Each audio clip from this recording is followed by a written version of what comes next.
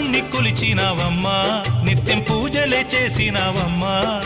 గూడు చెదిరిపాయ గుండెల విసిపాయ గూడు చెదిరిపాయ గుండెల విసిపాయ కొలిచిన రామయ్య కొండ దిగిరాడాయే